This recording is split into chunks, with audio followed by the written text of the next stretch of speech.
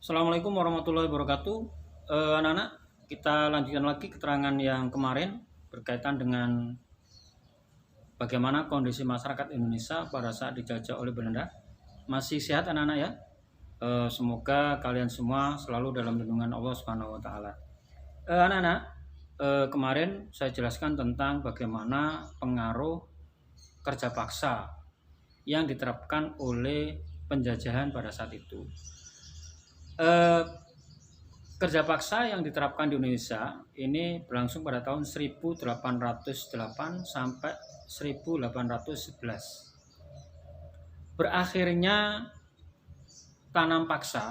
berakhirnya kerja paksa yang saat itu dipimpin oleh Herman Willem Daendels ini tidak lepas dari perubahan politik yang terjadi di Eropa, karena saat itu Inggris mampu mengalahkan pemerintahan Prancis yang dipimpin oleh Napoleon Bonaparte, sehingga terjadilah perubahan di daerah jajahan Indonesia, yaitu dikuasai oleh pihak Inggris.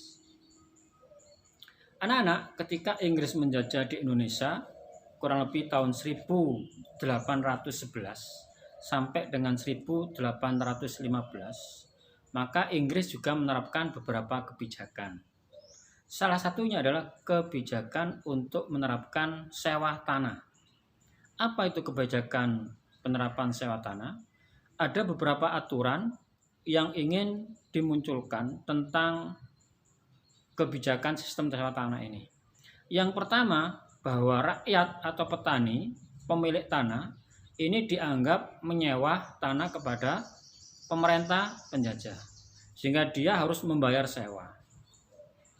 Besaran sewa tanah ini akan sangat tergantung dari luas tanah, luas lahan, dan juga tingkat kesuburan tanah. Itu yang kedua.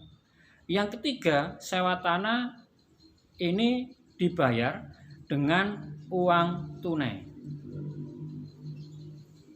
Yang keempat, akan ada pegawai-pegawai yang ditunjuk untuk pengawasan dalam proses sewa tanah.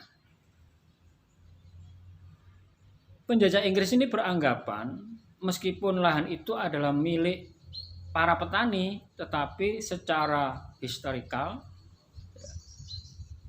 lahan yang dimiliki oleh para petani itu adalah di bawah kekuasaan raja-raja yang ada saat itu. Sehingga secara otomatis ketika dikuasai oleh pemerintahan yang lain, maka para petani ini juga harus menyewa kepada para penguasa yang menjajah.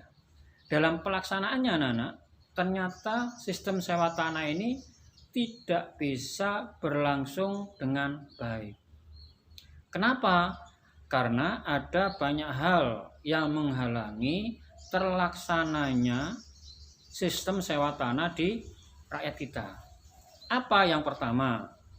Pelaksanaan sewa tanah ini tadi disebutkan di depan bahwa pembayarannya sangat tergantung dari luas tanah dan juga tingkat kesuburan. Ini yang belum ada peralatan, belum ada alat yang bisa mengukur tingkat kesuburan, sehingga penentuan harga sewa tanah saat itu adalah sangat susah. Ini merupakan kendala. Ditambah lagi luas lahan di rakyat kita itu juga bermacam-macam. Artinya luas lahannya tidak sama. Yang ketiga, kendala yang ketiga adalah kekurangan pegawai dalam mengamati, dalam mengawasi pelaksanaan sistem sewa tanah. Yang keempat, rakyat kita itu, karena tadi dikatakan bahwa dalam melaksanakan atau membayar sewa tanah itu digunakan uang tunai. Nah, kelemahannya masyarakat kita atau rakyat kita itu belum terbiasa dengan penggunaan uang tunai. Hal inilah yang menyebabkan bahwa sistem sewa tanah ini mengalami kegagalan. Sekitar tahun 1815, Inggris ini menyerahkan daerah jajahannya setelah adanya MOU dengan negara Belanda. Jadi setelah terjadi perubahan, setelah Inggris mampu menang dengan Prancis, Inggris dan Belanda duduk bersama, kemudian mengadakan MOU dan menyerahkan kembali jajahan ini kepada pihak Belanda.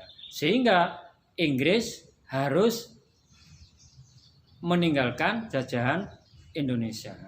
Sehingga akhir dari sewa tanah ini adalah ketika jajahan Inggris atau penguasa Inggris ini lepas dari Indonesia karena adanya MOU antara Belanda dan Inggris. Gubernur Jenderal saat pelaksanaan sewa tanah ini yang terkenal adalah Thomas Stamford Raffles. Ada banyak penemuan-penemuan, diantaranya adalah bunga Rafflesia. Pembangunan Istana Bogor itu adalah termasuk peninggalan yang ditinggalkan oleh saat kita dijajah oleh Inggris. Jadi itu anak-anak tentang pelaksanaan sewa tanah di Indonesia pada saat dijajah oleh Inggris. Saya kira itu. Terima kasih. Assalamualaikum warahmatullahi wabarakatuh. Jaga kesehatan.